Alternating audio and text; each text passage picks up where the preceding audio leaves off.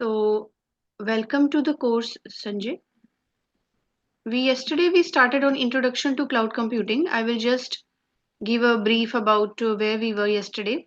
So we discussed basically कि cloud computing में हम क्यों cloud computing use करते हैं, मतलब रीजन क्या है कि लोग ऑन प्रमाइस से सीधे cloud computing क्या क्या benefits cloud हमें देता है, उसके कॉस्ट ऑप्टिमाइजेशन, उसके रिटर्न ऑफ इन्वेस्टमेंट, पहले हम कैसे एप्लीकेशंस को रन करते थे और अभी क्लाउड आने के बाद क्या क्या चेंजेस आए हैं, सर्विसेज क्लाउड क्या क्या प्रोवाइड करता है, ये सारी चीजें हमने देखी। मॉडल्स क्या हैं क्लाउड के, और difference between capital expenditure and operational expenditure, ये सब भी हमने देखा।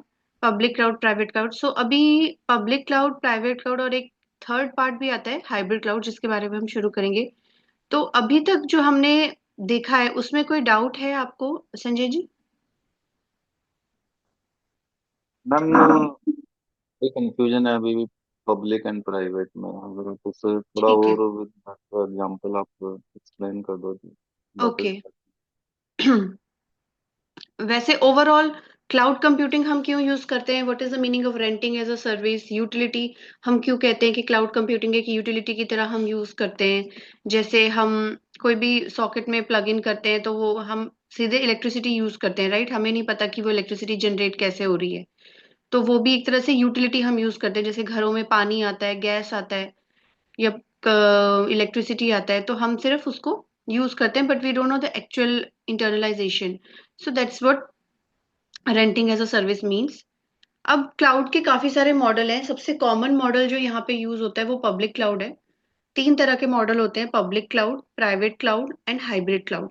As the name itself suggest, जो हाइब्रिड क्लाउड होता है वो मिक्सचर होता है पब्लिक और प्राइवेट का। उसके उसमें हम कहते हैं कि कुछ रिसोर्सेज जो है पब्लिक क्लाउड में है और कुछ रिसोर्सेज प्राइवेट क्लाउड में है, वो हम देखेंगे। तो सबसे पहले तो पब्लिक क्लाउड, जो हमारा माइक्रोसॉफ्ट एज्योर है, वो एक पब्लिक क्लाउड है। ठीक है। इसका मतलब है कि कोई भी कंपनी वो रिसोर्सेज यूज कर सकता है।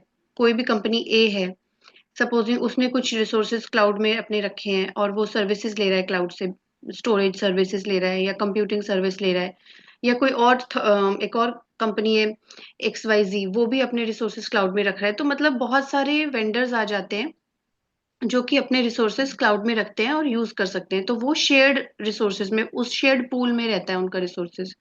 तो that is a public model.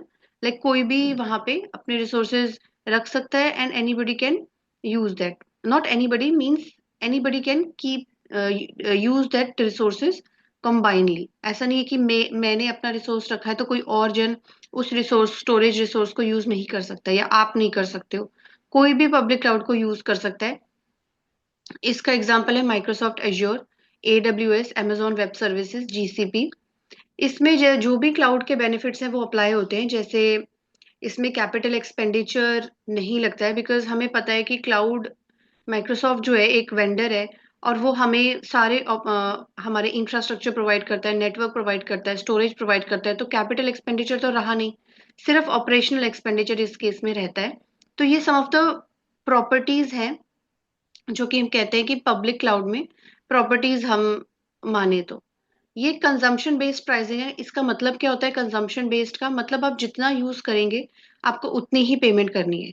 आपको ऐसा नहीं है कि आपने रेंट ले लिया, या आपने स्टार्टिंग में क्या होता था पहले कि हम हार्डवेयर अपने ऑफिस में रखते थे तो पूरे साल भर हम उसका किराया देते रहते थे। ऐसा नहीं होता है। अभी हम जितना रिसोर्सेज लेंगे उस हिसाब से ही हम कंजम्पशन के बेसिस पे ही हम उसकी प्राइसिंग हमें देनी होगी। इट्स नॉट लाइक कि जब हम यूज ही नहीं कर रहे हैं कोई रिसोर्स या वो डिसेबल्ड स्टेट में है, तो हम उसका पैसा नहीं देंगे। That is the meaning of consumption based pricing. इसका जो इंफ्रास्ट्रक्चर है ये ओन्ड बाय क्लाउड प्रोवाइडर। ये तो हम जानते ही हैं कि इंफ्रास्ट्रक्चर यहाँ पे कौन ओन करता है, माइक्रोसॉफ्ट ओन करता है। तो infrastructure is owned by the cloud provider and we are the cloud consumer. इसमें सारे क्लाउड बेनिफिट्स अप्लाई होते हैं। लेकिन क्या होता है कि पब्लिक क्लाउड में ये रिस्क रहता है कि हम क्योंकि कह रहे हैं कि ये शेयर्ड रिसोर्सेज, बहुत सारी कंपनी इसमें आ जाती हैं और वो अपना एक डेटा सर्वर में रखती हैं अपना डेटा। तो कहीं ना कहीं पब्लिक क्लाउड में पूरी की पूरी जो इंफॉर्मेशन है वो कोई भी एक्सेस कर सकते हैं, चांसेस कि लोग एक्सेस कर सकते हैं वो इंफॉर्मेशन। तो हम ये कह रहे हैं कि there is also an option of private cloud. ये सेकेंड टाइप ऑफ मॉडल है। अब प्राइवेट क्लाउड में डिफरेंस क्या है कि इसका कंपनी कहती है कि हमारा खुद का एक डेटा सेंटर होगा। हम ये नहीं कह रहे कि वो बिल्कुल पब्लिक रहेगा, कंपनी का खुद का एक डेटा सेंटर रहेगा। इसका मतलब ये है कि जो अपफ्रंट कॉस्ट है वो कंपनी को बियर करनी पड़ेगी, जो भी उसका हार्डवेयर से रिलेटेड है या नेटवर्किंग से रिलेटेड है, तो उसका जो केयर है वो कंपनी को ही करना पड़ेगा। दैट्स वाई वी से इसमें जो एक्सपेंडिचर है, कैपिटल एक्सपेंडिचर है, वो अप्लाई हो जाता है। और कंपनी के जैसे कुछ सेंसिटिव इंफॉर्मेशन होते हैं, जैसे लीगल एस्पेक्ट्स हो गए, या फिर हेल्थ के रिलेटेड या बैंकिंग से रिलेटेड कुछ सेंसिटिव डेटा होता है कि जो कुछ कंपनीज बार्कलेज हो गई या बैंकिंग, कोई भी बैंकिंग सर्विसेज है, वो नहीं चाहते कि उनका डेटा पब्लिक क्लाउड में रखा जाए, तो वो अपना एक प्राइवेट क्लाउड बनाते हैं। तो इसमें जो कंप्लीट रिस्पॉन्सिबिलिटी होती है वो प्राइवेट ओनर की होती है। जैसे इसके एग्जांपल है आईबीएम का क्लाउड हो गया, अलीबाबा, ये सारे प्राइवेट क्लाउड है, ये खुद का एक क्लाउड बनाते हैं। Any doubt? अभी क्लियर है? आप अनम्यूट कर सकते हैं। हाँ, जैसे आईबीएम वगैरह है जो सर्वर प्रोवाइड करते हैं अपने, या जैसे आईबीएम अपने खुद के सर्वर मैनेज करता है, राइट? यस। तो वो किस पर्पज के लिए करते हैं वहाँ पे? क्योंकि उनको सिक्योरिटी का बहुत ज्यादा कंसर्न रहता है। जैसे मान लीजिए यूएस का कोई डिफेंस सर्वर है, तो वो चाइना में तो नहीं रखेगा ना, यूएस अपने सर्वर में ही रखेगा ना, रीजन में, डेटा सेंटर में। तो कुछ एक ऐसी सिचुएशन हो जाती है जैसे डिफेंस पर्पस हो गया या साइंटिफिक रीजन हो गया, when countries are not willing to share their information किसी और के साथ। क्लाउड है ये, तो कोई भी यूज कर रहा है पब्लिक क्लाउड, तो कई जगह सेंसिटिविटी आ जाती है, सिक्योरिटी रीजन होते हैं जिसकी वजह से वो प्राइवेट यूज करता है। ऐसे कई कंपनीज प्रोवाइड करती हैं, अलीबाबा, आईबीएम जैसे कि एग्जांपल। तो ये कुछ सिक्योरिटी की वजह से ये रीजन आता है जिसकी वजह से वो और स्पेंड करते हैं अपना मनी, ताकि उनके सिक्योरिटी में कोई कंसर्न ना आए। यू हैव टू, अगर आपको कोई चीज प्रीमियम यूज करनी है, डेफिनेटली आपको पैसे तो देने पड़ेंगे ना। अगर आप फ्री में हम्म। कोई भी चीज, या कि जो लेस एक्सपेंसिव है, इसमें अपफ्रंट कॉस्ट नहीं है, कैपिटल एक्सपेंडिचर नहीं है, तो कुछ ना कुछ तो वहां पे हम देख रहे हैं कि प्रीमियम नहीं है, तो प्राइवेट थोड़ा सा प्रीमियम वो आ जाता है, जहाँ पे हम सर्वर भी खुद ही वो कर रहे हैं क्रिएट, और हमारा पूरा नेटवर्किंग हार्डवेयर हमारा अपना ही इंफ्रास्ट्रक्चर है। तो वो हम कह रहे हैं कि उसमें अपफ्रंट कॉस्ट और कैपिटल एक्सपेंडिचर बढ़ जाता है प्राइवेट के केस में। तो वो सेंसिटिव इन्फॉर्मेशन, डेटा जब बहुत सेंसिटिव होता है, जब हम किसी और पब्लिक क्लाउड में नहीं रखना चाहते हैं, तो हम यूज करते हैं प्राइवेट। और हाइब्रिड के केस में ज्यादातर कॉम्बिनेशन यूज किया जाता है, जो कि उसमें प्राइवेट भी होती है कुछ चीजें, जैसे मान लीजिए नेटवर्किंग की चीजें जो वो क्लाउड वेंडर से ले सकते हैं, लेकिन कुछ डेटाबेस से रिलेटेड चीजें, जो डेटाबेस डेटा से रिलेटेड चीजें वो चाहते हैं कि कंपनी चाहती है कि वो इन हाउस ही रहे, वो हम आउटसोर्स ना करें, इन हाउस ही रहे, तो वो चीज आ जाती है प्राइवेट में। तो अगर कॉम्बिनेशन है, कुछ आपका डेटा क्लाउड वेंडर के पास है और कुछ आपका डेटा प्राइवेट है, तो उस केस में hybrid cloud is coming in the picture. तो वो भी होता है कि एग्जांपल होता है handling an app service with computing from cloud, और डेटा जो उसका होता है वो ऑन प्रोमाइज डेटाबेस में स्टोर होता है।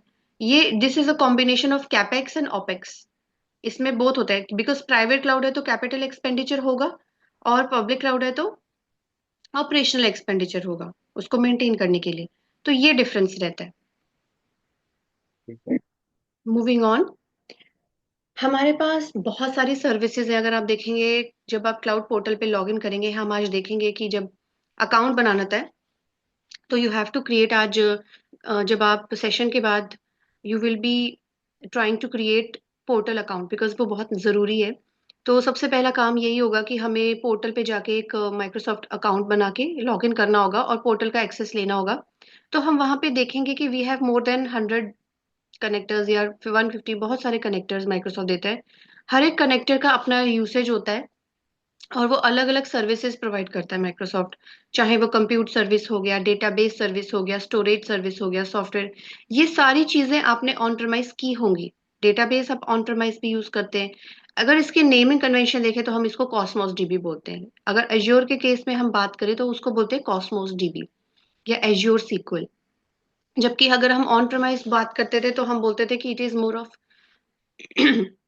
SQL server management studio use कर लेते थे, ऑरेकल यूज कर लेते थे। लेकिन क्लाउड के केस में, एज्योर के केस में हम बोलते हैं it is Cosmos DB and Azure SQL. तो ये अलग अलग तरह की सर्विसेज माइक्रोसॉफ्ट एज्योर प्रोवाइड करता है, कंप्यूट सर्विसेज, स्टोरेज सर्विसेज, ये this are very important.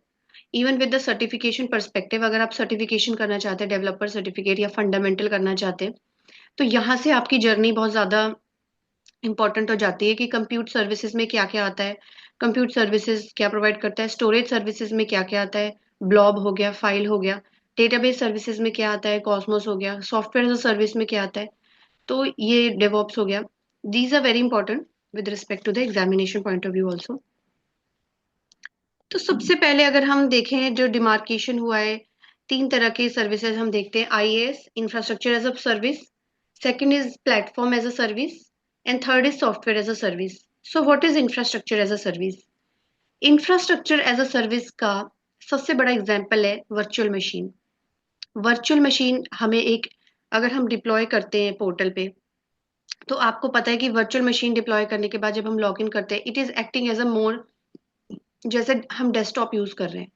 It's not like it is, मतलब ये ऐसे लगता है सिमुलेशन हो रहा है हमारे एक्चुअल डेस्कटॉप का। तो वर्चुअल मशीन भी एक तरह से हमें इंफ्रास्ट्रक्चर प्रोवाइड कर रहा है, उसके अंदर आप सॉफ्टवेयर इंस्टॉल करो और उसके अंदर आप अपनी एप्लीकेशन, कोई भी डॉट नेट की एप्लीकेशन यूज करनी है विजुअल स्टूडियो के अंदर, तो वो रन कर सकते हो। तो basically VM is one of the most important example in the case of infrastructure as a service. अब what is included in infrastructure as a service? जैसे कि आपने हार्डवेयर रेंट किया या इंफ्रास्ट्रक्चर रेंट किया, स्टोरेज, सर्वर, ये जितने भी हार्डवेयर रिलेटेड, नेटवर्किंग रिलेटेड चीजें होती हैं, स्टोरेज रिलेटेड, ये सारी किस में आती हैं? इंफ्रास्ट्रक्चर में, राइट? ये तो बहुत ही, मतलब अगर हम सबसे लेमैन टर्म्स में बात करें, इंफ्रास्ट्रक्चर होता क्या है? आपका hardware, server, storage. So virtual machine is the biggest example यहाँ पे, स्टोरेज का, ब्लॉब, एज्योर फाइल। सो ये these all services comes under infrastructure as a service, IaaS। So यहाँ पे जो काम करते हैं लोग, अगर हम बात करें यहाँ पे, आपने सुना होगा एडमिन, जो इंफ्रास्ट्रक्चर संभालते हैं क्लाउड प्लेटफॉर्म का, तो एडमिन, क्लाउड एडमिनिस्ट्रेटर की भी जॉब्स होती हैं। People work as a cloud administrator, you know, they they look into the infrastructure part, कि आपका नेटवर्किंग सही है, storage, server, everything related to ARM, ARM template, these kind of things are coming under infrastructure as a service। तो इसमें हमारा example virtual networks, networking से related भी आता है, वर्चुअल नेटवर्क्स, लोड बैलेंसर। सबसे पहले वर्चुअल नेटवर्क आता है हायरार्की में। वर्चुअल नेटवर्क के अंदर आपका रिसोर्स ग्रुप आता है और उसके अंदर रिसोर्सेज आप क्रिएट करते हैं। अब इसमें दो रिस्पॉन्सिबिलिटीज होती हैं। सबसे पहली होती है जो कस्टमर की रिस्पॉन्सिबिलिटी होती है, और क्लाउड प्रोवाइडर की दो रिस्पॉन्सिबिलिटी होती है। तो क्लाउड प्रोवाइडर की जैसे हमने देखा क्या क्या रिस्पॉन्सिबिलिटी होंगी यहाँ पे। अगर मैं आपसे पूछूं, आपको क्या लगता है, अभी जब जितना कि हमने डिस्कस किया है, थोड़ा सा इंटरेक्टिव रखते हैं सेशन, है ना, ताकि आपको भी थोड़ा डाउट्स क्लियर होते रहे। अगर जैसे मैंने बताया इंफ्रास्ट्रक्चर एज अ सर्विस, तो आपको क्या लगता है कि इंफ्रास्ट्रक्चर एज अ सर्विस में क्लाउड जो प्रोवाइडर है एज्योर, तो उसका क्या रिस्पॉन्सिबिलिटी होगी इस केस में? उसके मतलब जो भी मैंने अभी तक चीजें डिस्कस की, हार्डवेयर होता है, सॉफ्टवेयर होता है, डेटा होता है, तो क्लाउड प्रोवाइडर इसमें क्या रिस्पॉन्सिबल रहेगा इस केस में, इंफ्रास्ट्रक्चर एज अ सर्विस में? क्या आप गैस कर सकते हैं? हम क्लाउड प्रोवाइडर के केस में, जैसे कि फॉर एग्जांपल मशीन्स हैं, सर्वर हैं, उनकी सिक्योरिटी वगैरह उनका रहेगा। जैसे स्टोरेज वगैरह है, वो कहीं पे डैमेज नहीं होती। अगर वो कहीं पे डैमेज होती तो क्लाउड प्रोवाइडर के एंड पे होगा। राइट। जब कस्टमर के एंड पे जो होगा, access to the different data होगा।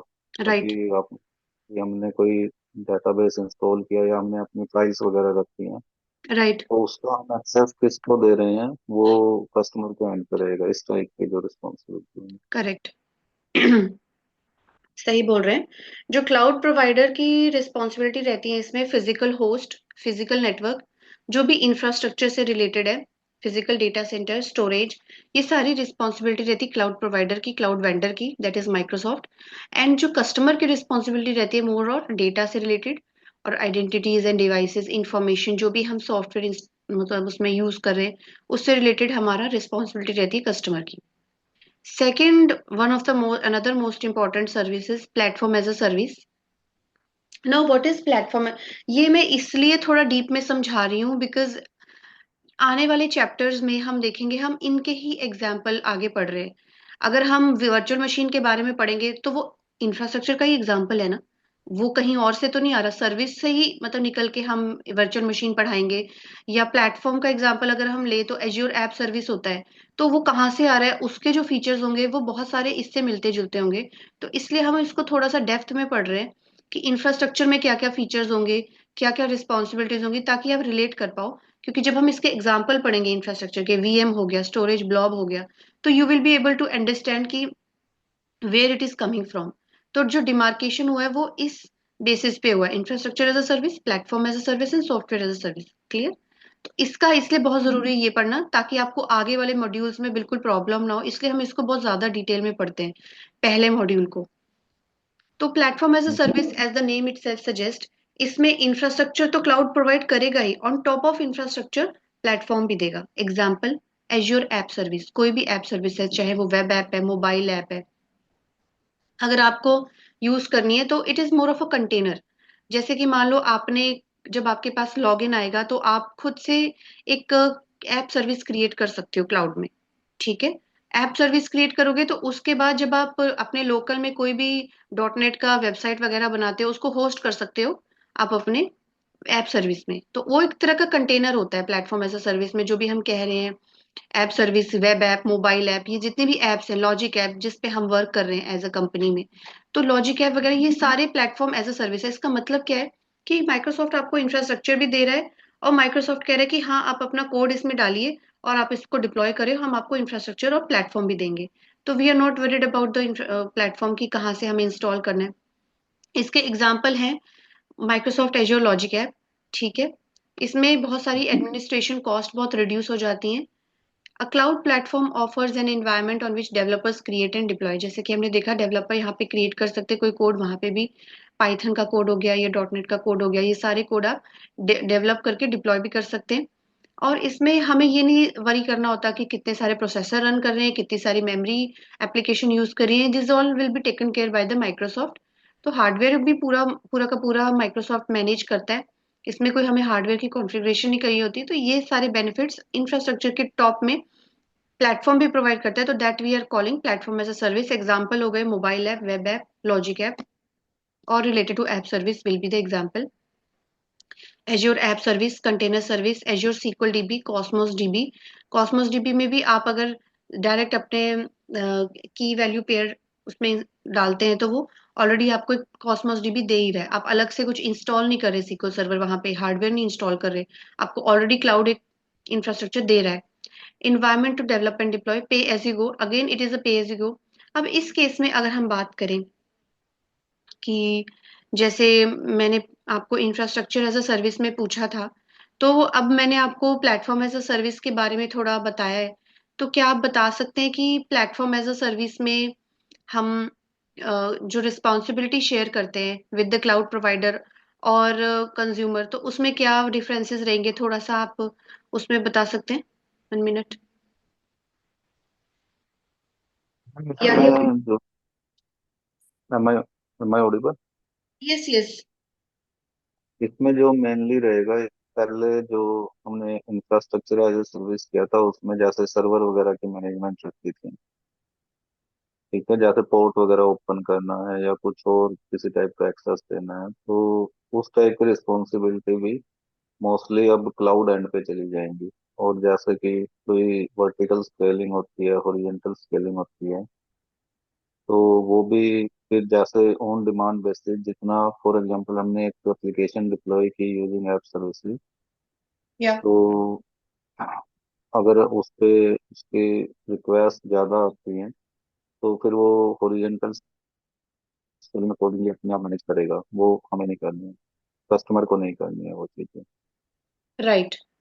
इसमें सिर्फ तो डेटा कस्टमर का कस्टमर जो की काम होगा रिस्पॉन्सिबिलिटी और रहेगी, बाकी सारा hardware, OS, operating system, software जो आप इंस्टॉल कर रहे हैं, सब कुछ जो है वो आपका क्लाउड प्रोवाइडर यूज करेगा। Right? Got it? yes, ma'am इसमें जस्ट एक कंफर्मेशन ही चाहिए, जो जैसे मैंने अभी एक बोला था कि वर्टिकल एंड हॉरिजॉन्टल स्केलिंग, तो हम्म। ये अकॉर्डिंग फिर कॉस्ट वगैरह इंक्रीज होती है अब यस पहले। यस, ये हम आगे देखेंगे। ओके। जब भी एज्योर ऐप सर्विस या एज्योर वेब ऐप जो भी आप क्रिएट करते हैं क्लाउड में या पोर्टल पे, उसको आप डेफिनेटली, जब आपका ट्रैफिक ज्यादा होता है, it it should scale out, right, उसको स्केल अप करना चाहिए। तो आपकी मेमोरी बढ़ रही है, जहां पे भी मेमोरी का या हार्डवेयर का कंसर्न आता है, तो आपका कॉस्टिंग इन्वॉल्व होती है। इट्स अलग अलग टीयर्स होते हैं, राइट, प्रीमियम, स्टैंडर्ड। तो जैसे जैसे आपका मेमोरी या स्टोरेज बढ़ेगा, डिस्क स्पेस बढ़ेगा, तो आपका कॉस्टिंग वहां पे आता है। So that is okay. There. जो थर्ड सर्विस हम देख रहे हैं वो सॉफ्टवेयर एज अ सर्विस है। ये सबसे प्रीमियम सर्विस है। इसका मतलब ये है कि ना तो आपको हार्डवेयर की चिंता करने की जरूरत है, ना आपको प्लेटफॉर्म या जो सॉफ्टवेयर इंस्टॉल करते हैं आप, उसकी टेंशन है। और यहाँ पे आपको कुछ अलग से प्लगइन भी नहीं इंस्टॉल करना है, सिर्फ आपको एक यूआरएल यूज करें, जैसे कि डेवऑप्स के केस में होता है, या Salesforce, you are just, या आउटलुक 365। इसमें आप क्या करते हैं, एग्जांपल सबसे बेसिक है इसका, ऑफिस आउटलुक 365। जैसे कि आपने एक यूआरएल लिया और उसको ब्राउजर पे डाला और एंटर किया, क्या आपने उसमें अलग से कुछ इंस्टॉल किया? नहीं। आपने कुछ उसमें अलग से प्लेटफॉर्म इंस्टॉल किया? नहीं। आपने जस्ट एक यूआरएल यूज किया and you can use that. That is a example of software as a service.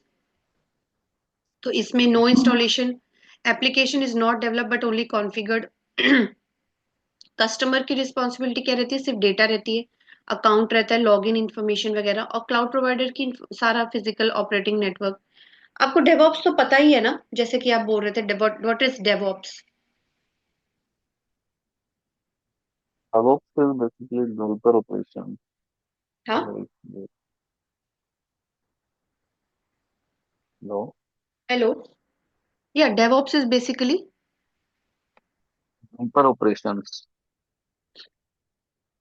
हाँ, वो भी एक सॉफ्टवेयर एज अ सर्विस का एग्जांपल है। अगर आप देखते हैं, अगर आपने अपने यूज किया होगा डेवऑप में, तो उसका भी क्या रहता है, एक यूआरएल रहता है ना डेवऑप्स का।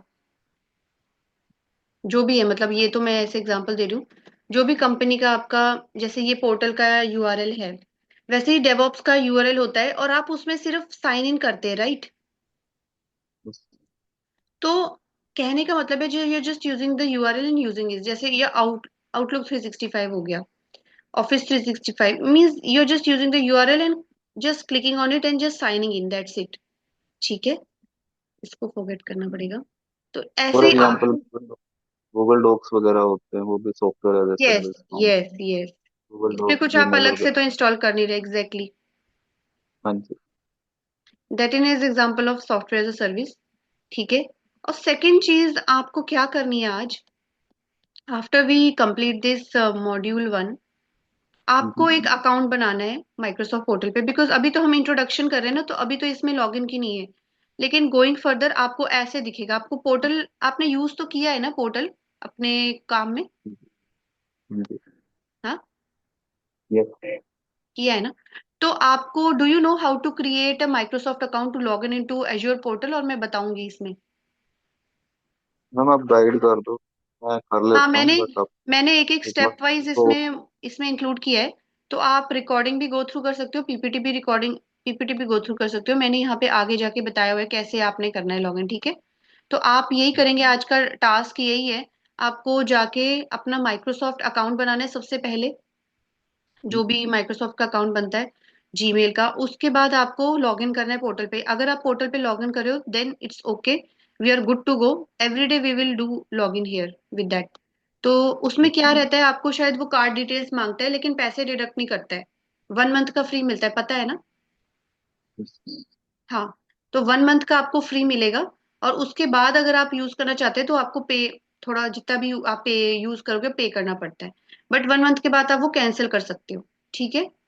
But it is mandatory before, मतलब beginning with the sessions, we have to get that Microsoft account. That's fine. Yes.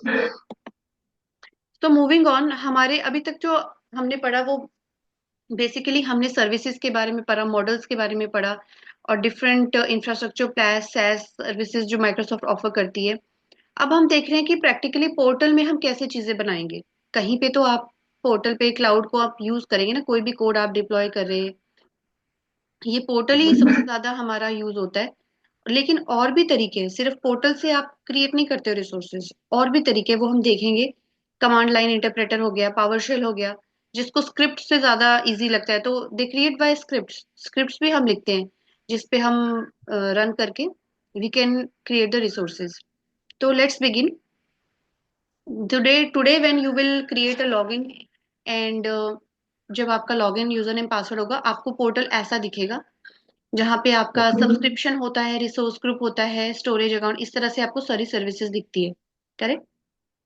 Portal yes. होता क्या है? पोर्टल हमारा यही आपको पता है, पोर्टल एक वन स्टॉप शॉप होता है जहाँ पे हम सब कुछ सब्सक्रिप्शन से लेके, रिसोर्सेज से लेके, हेल्थ मॉनिटरिंग से लेके, प्राइसिंग से लेके, सब कुछ आपको पोर्टल में ही दिखता है। It's a one stop shop, highly available, highly reliable. जैसे आप स्केलिंग अप वगैरह पूछ रहे थे, ये परफॉर्मेंस के हिसाब से स्केल अप और स्केल आउट भी करता है, बहुत ज्यादा अवेलेबल रहता है। इसकी कुछ टर्मिनोलॉजीज है। अगर सबसे पहले अगर आपको लॉगिन का देखना है तो मैं देख लेती हूँ। अगर हाँ, यहाँ पे अगर आप स्लाइड नंबर 8 पे देखेंगे, after the session, go to the slide number 8। Okay, part 2 of the module 1, getting started with Azure. If you are a first time user, the following will be needed before you can get started. An email account, आपको एक email account बनाना है, Microsoft 365 email account. तो उसके बाद it gives you the access to this one, Azure AD, Visual Studio code, DevOps, सब कुछ के लिए हो जाएगा वो। इसमें आपको ये लॉगिन करना है, https://portal.azure.com। और यहाँ पे जब आपका वो माइक्रोसॉफ्ट अकाउंट क्रिएट हो जाएगा तो आप यूज कर सकते हो। इसमें आपसे वो सब्सक्रिप्शन मांगेगा, तो आपको बेसिक सब्सक्रिप्शन जो फ्री होती है, जो 1 मंथ के लिए फ्री होती है, वो लेनी है। ओके। तो वो आपको कार्ड डिटेल्स मांगेगा, लेकिन आपके कार्ड से पैसे नहीं डिडक्ट होंगे। वो शायद 1 रुपी कुछ आपको मैसेज करता है, 1 रुपी, एंड 1 मंथ के लिए you get free. This is how you can let me know. You will first be required to sign in using the Microsoft account you created in the previous section. उसके बाद आप sign in कर सकते हो। Microsoft account बनाना जरूरी है। इस तरह से आपको पेज आएगा। Then it will be ask you to create free Azure account. आपको वो बोलेगा कि फ्री एज्योर अकाउंट बनाइए। It will you will notice that credit आपको कुछ, आई थिंक 40,000 रुपए मिलते हैं या कुछ 60,000। There is some credit which you get for 1 month, first month free. So वो आप यूज कर सकते हैं। Once before you get started, will add attach a subscription. जरूर आपको सब्सक्रिप्शन लेनी पड़ेगी, चाहे बेसिक बेसिक सब्सक्रिप्शन है, कोई भी सब्सक्रिप्शन आप ले सकते हैं फ्री वाली, जो आपको फ्री सब्सक्रिप्शन में देगा यूनिट्स। तो आप उसको, आपका चार्जेस नहीं लगेंगे फर्स्ट मंथ के लिए, और उसके बाद आप डिसेबल कर सकते हो। इस तरह से आपको दिखेगा जब आप लॉग इन करोगे। ठीक है, इज इट क्लियर? ये आपने करना है आज। और मूविंग ऑन, हमारा सब्सक्रिप्शन क्या होता है? सब्सक्रिप्शन हमारा एक टेनेंट की तरह होता है, जिसके अंदर हम सारी चीजें बनाते हैं। टेनेंट मतलब हर एक यूजर का, हमारे अगर हम अपनी बात करें तो कंपनी लेवल पे हम लोग सब्सक्रिप्शन लेते हैं, एंटरप्राइज सब्सक्रिप्शन। बिकॉज बहुत सारे डेवलपर हैं, बहुत सारे आर्किटेक्ट हैं, बहुत सारे बिजनेस एनालिस्ट है, तो हर एक का एक ओन सब्सक्रिप्शन नहीं होता है। एंटरप्राइज के केस में वो एक एंटरप्राइज सब्सक्रिप्शन ले लेते हैं, और वहां पे फिर everyone will have multiple tenants. उसके अंदर हमारे रिसोर्स ग्रुप्स आते हैं, और उन रिसोर्स रिसोर्स मतलब एक सबसे पहले वर्चुअल नेटवर्क आता है।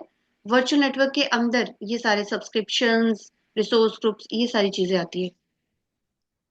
ओके। ये सब फाइनेंस के लिए, मतलब अगर आपको देखना है कि आप कितना यूज कर रहे हैं, कितना आपके एक एक रिसोर्स की यहाँ पे कॉस्टिंग होती है, तो आपको पता चलना चाहिए ना सब्सक्रिप्शन बेसिस पे कि हमारे, हाँ, इस वीक में मेरा इतना यूसेज हुआ। स्टोरेज का अगर मैं कॉस्मोस डीबी यूज कर रहा हूँ, डीबी, तो मेरा कितना कॉस्टिंग हुआ उसका, ये सब देखना होता है। तो that you can track using this subscription. Resource आपको पता ही है, रिसोर्स एग्जांपल, चाहे वो लॉजिक ऐप हो गया, स्टोरेज ब्लॉब हो गया, क्यूज हो गए, या VM, these are all resources. Resource objects, इसके अंदर ब्लॉब्स, वैरायटी ऑफ रिसोर्सेज आप क्रिएट कर सकते हैं, functions, logic app, web app, ये सारे की टर्म्स हो गए। This is more of a practical session. अगर हमारे पास अभी लॉगिन होता तो हम उसमें लॉगिन करके देख सकते थे, but that's fine. Today once you do it, you can start. अगर कोई इशू आता है then tomorrow again we can connect, और हम इसमें देखेंगे कि कहाँ पे आपका इशू है। वैसे इसमें हार्डली 5 to 10 मिनट्स लगते हैं, आपके 5 to 10 मिनट्स इसमें लगेंगे, and you will get a subscription, and account आपका क्रिएट हो जाता है। इसमें इस तरह से दिखता है। सब्सक्रिप्शन बन जाएगा आपका, तो आप कोई भी रिसोर्स वहां पे क्रिएट कर सकते हैं। अब अभी तक जो हम डिस्कशन कर रहे थे वो कर रहे थे पोर्टल के बेस में यूआई, आपके पास एक यूआई है, पोर्टल है, लॉगिन है, सब्सक्रिप्शन है, और उसके बाद आप रिसोर्सेज बना सकते हैं। अब दूसरा होता है एज्योर सीएलआई। ये भी एक तरह से क्लाउड शेल की तरह होता है। अगर आपको देखा होगा, अगर आपको पता होगा इसके बारे में, तो माइक्रोसॉफ्ट पोर्टल के ऊपर एक साइन होता है यहाँ पे, क्लाउड शेल का। एक मतलब ये तो होम पे जब जाएंगे आप, तो एक साइन होता है जहां से आप अज्योर सीएलआई ओपन करते हैं, ब्लैक स्क्रीन ओपन होती है, कमांड लाइन इंटरप्रेटर। तो वो क्या होता है, वो भी आपसे लॉगिन आईडी पासवर्ड तो मांगेगा ही, जो भी आपने लॉगिन आईडी पासवर्ड लिया है सब्सक्रिप्शन का, दैट इज मस्ट। उसके बिना आप इसमें लॉगिन नहीं कर सकते। तो आप क्लाउड शेल यूज कर सकते हो और इसमें पावर शेल की कमांड्स यूज कर सकते हो। कई बार आपको क्लाउड शेल नहीं यूज करना एज्योर सीएलआई, तो आपको पावर शेल अलग से इंस्टॉल करना पड़ेगा। थर्ड थर्ड तरीका क्या है, एज्योर पावर शेल। तो इसमें अगर जैसे आपको पावर शेल की commands, are you aware of power some of the features of PowerShell scripting? No. Okay, no worries. कुछ नहीं है उसमें, मतलब ये अलग अलग तरीके, वैसे ज्यादातर लोग तो पोर्टल से ही एक्सेस करते हैं, क्रिएट करते हैं रिसोर्स, लेकिन होता है ना कभी कभी आपको बहुत सारे रिसोर्सेज बनाने हैं, या कुछ ऑटोमेट करना है, या 100 वीएम्स बनाने हैं, तो आप मैन्युअली तो नहीं 100 वीएम्स जाके क्रिएट कर सकते। कुछ एक कंपनीज में, जैसे फॉर एग्जांपल रिक्वायरमेंट है कि बहुत सारे रिसोर्सेज बनाने हैं, 100 लॉजिक ऐप, 50 फंक्शन ऐप, तो आप स्क्रिप्ट्स रन करेंगे, सिंपली आप कमांड्स रन करेंगे, जो कि आपका टाइम बचाएंगी। तो इसके लिए हमारे पास पावर शेल है। PowerShell is a very powerful tool which is use to create resources, और स्क्रिप्टिंग लैंग्वेज हम इसको कहते हैं। तो अगर आप थोड़ा गो थ्रू करना चाहें तो ये भी आप अपनी तरफ से थोड़ा कर सकते हैं, कैसे हम, हाउ टू क्रिएट अ, सबसे बेसिक अगर हम स्टार्ट करें, क्रिएट अ रिसोर्स ग्रुप, वो कैसे करते हैं। ये कमांड मैंने फॉर एग्जांपल, एक एग्जांपल के तौर पे लिखा है, कनेक्ट एजी अकाउंट। तो इसी तरह से कमांड्स होती हैं पावरशेल की, कनेक्ट एजी अकाउंट। तो सबसे पहले ये कुछ भी क्रिएट करने से पहले आपको बोलेगा कि आप एजी अकाउंट, एज्योर अकाउंट पे लॉग इन करें। उसके बाद एक कमांड होती है कि हाँ रिसोर्स ग्रुप है, फिर उसका नाम, फिर वर्चुअल नेटवर्क, उसमें कौन कौन सा वर्चुअल नेटवर्क है, इस तरह से आपको कमांड्स लिखनी पड़ती है। उसके बाद आप पावरशेल का क्रिएट कर सकते हो, और ये मैंने स्टेप्स लिखे हैं। If you have to install PowerShell 7.0 on Windows machine. After downloading the MSI package, start the installation. Once you have it for Azure resources, PowerShell installation of PowerShell module. ठीक है। आप अगर आप फेमिलियर हैं Visual Studio code से, then also it's very easy. वहां पे भी आप इंस्टॉल कर सकते हैं पावरशेल टूल्स, वहां पे कमांड्स या स्क्रिप्ट्स रन कर सकते हैं। तो it is a scripting language as I told, ये एक स्क्रिप्टिंग शेल स्क्रिप्टिंग लैंग्वेज है। It can be used in Windows, Linux and macOS. तो ये अभी तक हमने 3 तरीके देखे आज, जिसके थ्रू हम जो है क्रिएट कर सकते हैं रिसोर्सेज इन एज्योर। ठीक है। मीनवाइल वी विल, ये हो गया पार्ट 2 ऑफ मॉड्यूल 1। अभी तक जो हमने पढ़ा, introduction to cloud computing, services, models, तो ये पार्ट 1 का हिस्सा थे। अगर हम पार्ट 2 की बात करें, जो कि हम टुमारो शुरू करेंगे, because today it's more of थोड़ा ओवरवेलमिंग हो जाता है, फर्स्ट सेशन है, तो थोड़ा सा हम टाइम देंगे। ये पार्ट 2 का हम देख लेते हैं। I think it's more of ARM and, yeah, so tomorrow we will start introduction to ARM and Azure storage. इसमें क्या क्या आता है, लेकिन सबसे पहले जरूरी है कि हम, अगर आप चाहते हो कि we should create now only, जो कि मैं आपको बोल रही हूँ ना, माइक्रोसॉफ्ट अकाउंट बनाना है, तो डू यू वांट कि we should start today, like should I create in the session only, or you want to create on your own? कैसे करना है? मैम आप देख सकते हैं अभी, हाँ, अभी भी क्रिएट कर सकते हैं। अभी भी? ओके, ठीक है।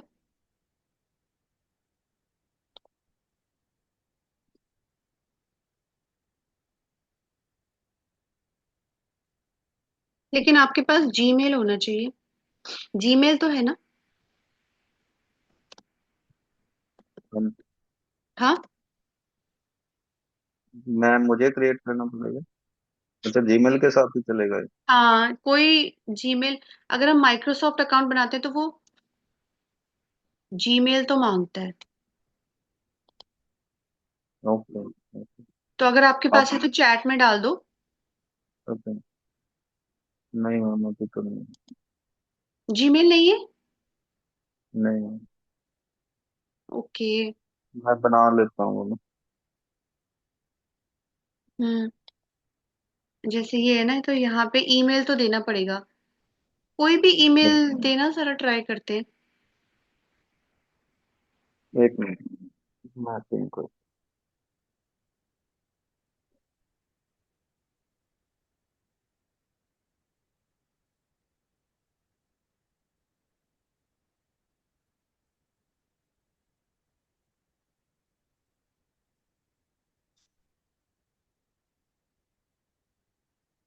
Let me try with this. I don't know, मेरा तो जीमेल से चला था, तो माइक्रोसॉफ्ट अकाउंट बनाने के लिए भी एक कॉपी नहीं।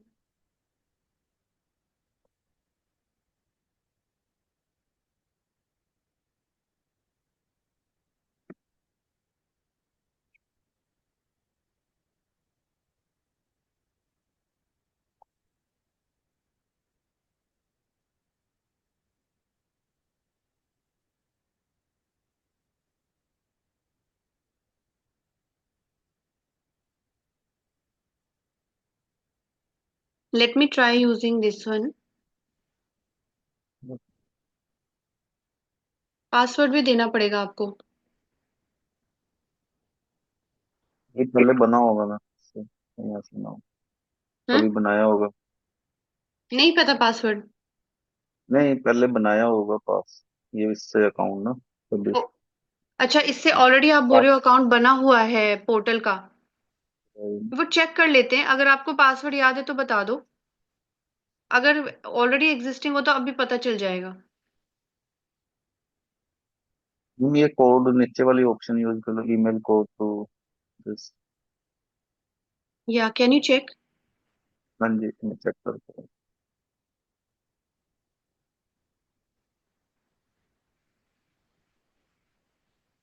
हाँ जी, एक आया कॉम। या कैन यू पेस्ट?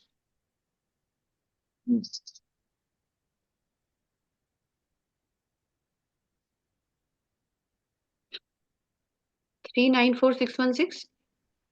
ये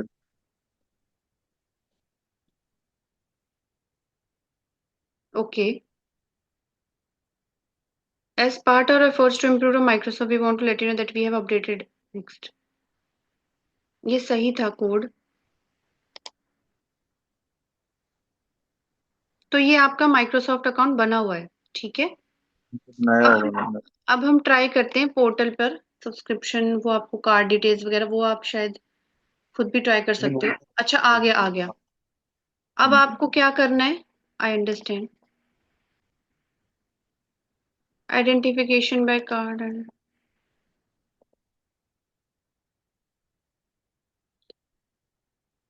ये कंट्री कोड कौन सा लगेगा? इंडिया डाल देते हैं।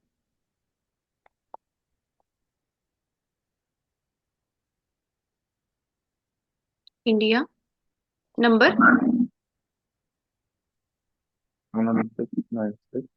चैट पे डाल दो। आवाज थोड़ी लो है।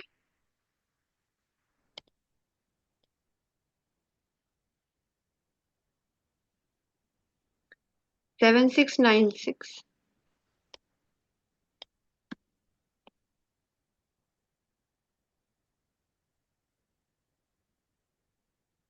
आपको टेक्स्ट आएगा। हाँ जी,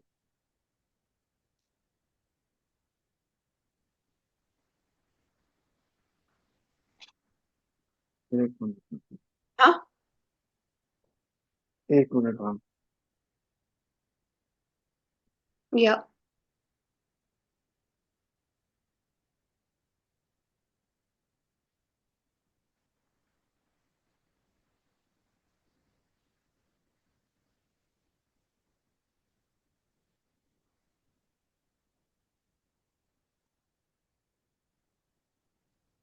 पिंग की वजह से।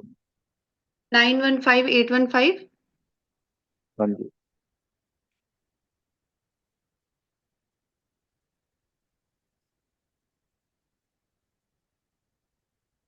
We please provide a credit card or debit card. We'll make a temporary authorization, but you won't be charged unless you move to pay as you go. हम पे एज यू go करेंगे ही नहीं, हम free वाला ही करेंगे। तो इसमें मुझे आपको भरना है या कैसे करना है, आप मुझे बता दो। या तो डेबिट मैं कार्ड इसको करना है कि, मैं कर लूंगा मैम कॉन्फ़िगरेशन। तो फिर अभी कर लो, बिकॉज यहाँ तक तो पहुंच ही गए हैं।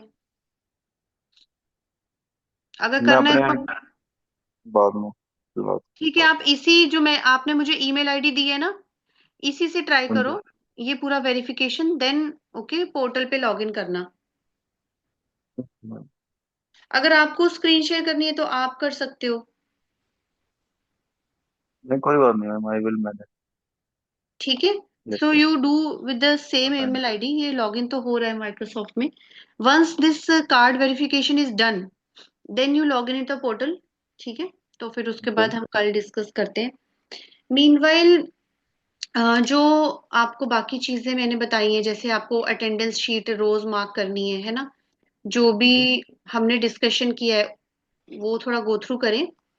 थोड़ा प्रैक्टिस भी अगले भी, मतलब प्रैक्टिस तो अभी कल से ही स्टार्ट हो गया, अभी तो हमने थ्योरेटिकली देखा है ज्यादा, तो वो भी जी। करने हैं। एंड बस वही अटेंडेंस मार्क कर दीजिए रोज। आपको शेयर किया मैंने लिस्ट, जो भी इंट्रोडक्शन से लेके हमारे जो कोर्स में मॉड्यूल्स है ना डेली, जो डेली के हैं।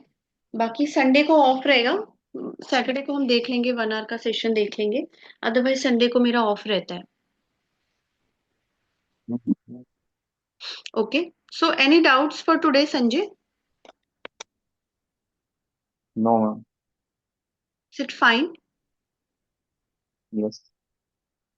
ओके। ये शीट मुझे आपको सेंड करनी है रोज, कौन सी?